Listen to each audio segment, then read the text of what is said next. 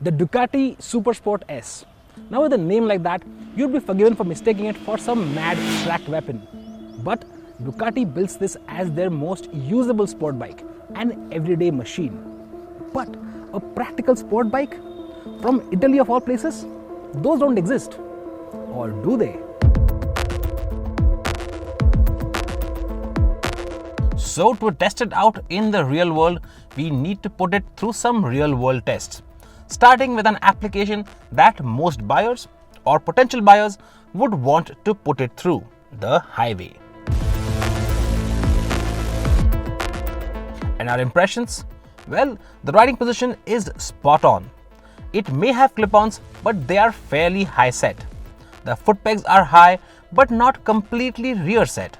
So, you're sitting not too lean forward, not too upright. This is exactly what you need for long hours in the saddle. Even the one-piece seat has been designed with long-distance comfort in mind. Adding to that comfort is the fairing that helps the Supersport just cleave through the air. It also gets a two-position windshield which can be adjusted on the move, so taller riders need not worry. And on the highway, its motor is a big boon too. Now this is the same motor that you get on the Multistrada 950, so it has been designed with the highway in mind. On the Supersport S at 100 kph in 6th gear, it's doing just about 4000 rpm. Take that up to 5000 rpm and the speeds go over 120 km per hour, and it can sit at those speeds all day long without any stress. It's fairly efficient too. In our test on the highway, we got an efficiency figure of 20 km per liter. So with a fuel tank capacity of 16 liters, we're looking at a tank range of over 300 kilometers. But if it is going to be an everyday bike, it has to handle city roads as well, along with traffic.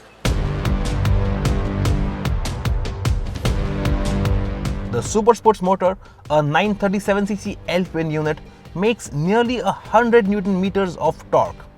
But even then, it feels a bit clunky at slow speeds, especially below 2000 rpm. So in the city, you need to shift gears quite often. Thankfully, with the bi-directional Ducati quickshifter, that's not a problem at all.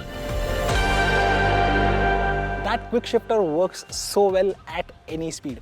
As long as the throttle is even a little bit open, it'll shift up without the clutch, and to shift down, just close the gas and push a little bit hard on the lever and it will slot into the lower gear.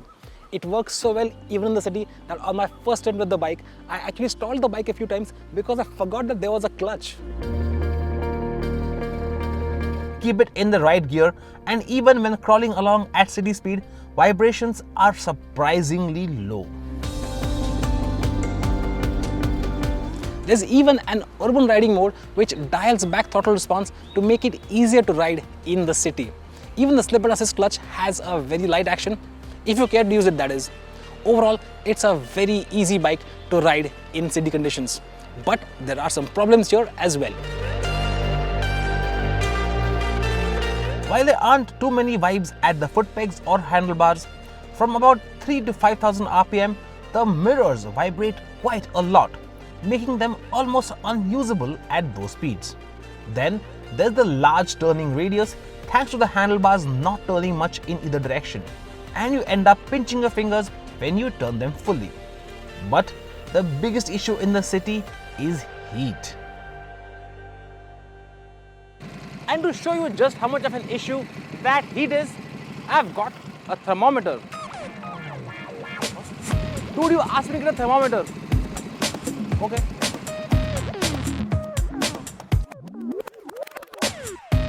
Okay, now that's sorted out. The problem really here is that those vents which are designed to direct air away from the radiator around the bike work when you're at speed, but when you're slow or at a stop, that air comes right under your thigh. Now we've been running the bike in the city for an hour or so. It's a nice toasty 108, 109 degrees, and we're going to show you just how hot it gets. So if I take the temperature of my hand right here, which is normal, it's about, it's a pretty cool 31.5 degrees. But if I move my hand down here,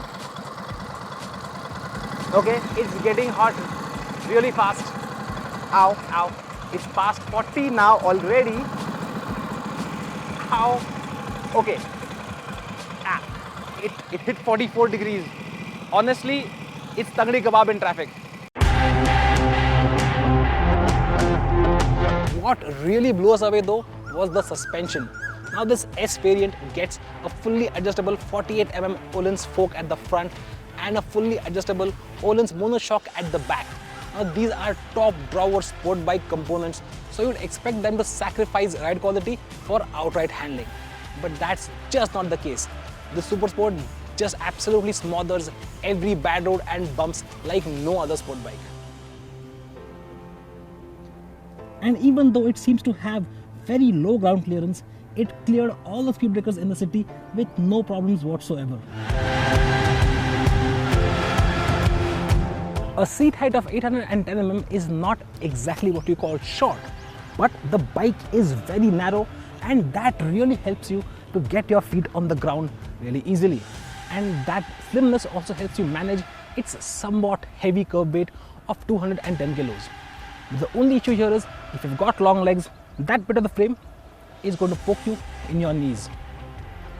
But what about the pillion seat, you ask?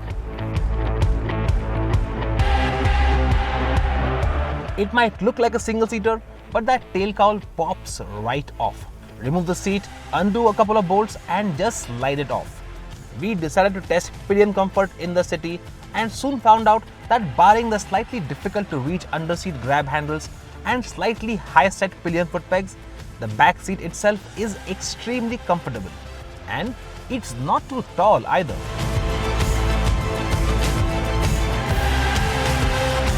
Okay, but it's called the Supersport after all. So, how does it manage all the sporty stuff?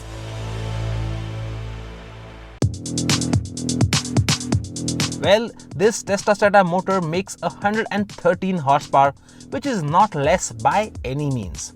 But power delivery is far from ferocious. It can get from 0 to 100 km per hour in less than 3.5 seconds.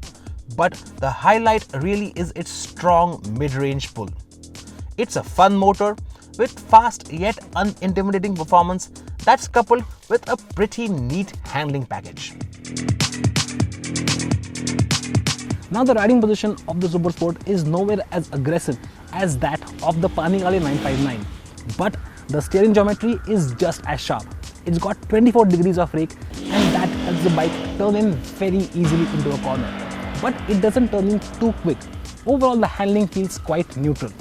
But compared to the Panigale, its wheelbase is much longer and that helps it feel a lot more planted once it's leaned over into a turn. And once again, that Öhlins suspension, it just treats mid-corner bumps like they don't exist.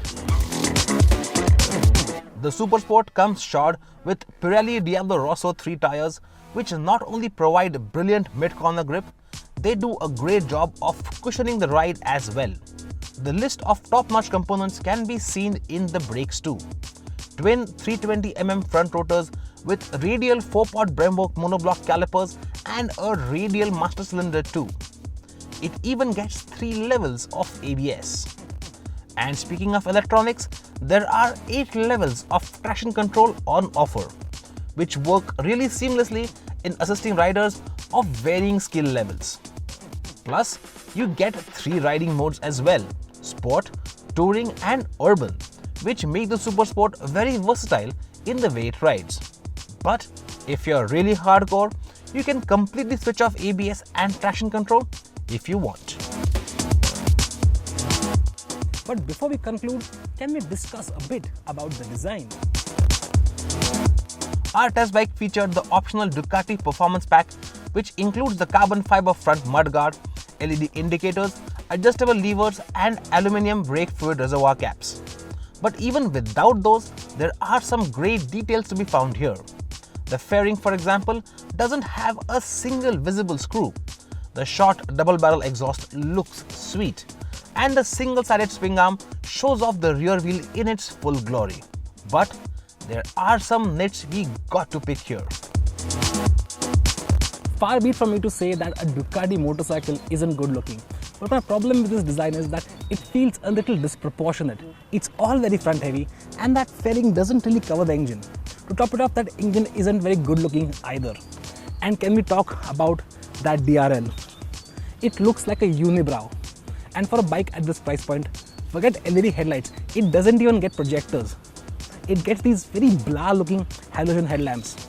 So it's trying its best to look like a Panigale, but failing. This Ducati Supersport S really is a jack of all trades. It's great for touring, works quite well in the city, and is quite a bit of fun to throw around on a winding mountain road as well. Heck, it could even do a short stint at a racetrack. But the best part is, you can actually ride this down to any racetrack across the country. But its sticker price of Rs 13.34 lakhs for the S model is a bit hard to justify.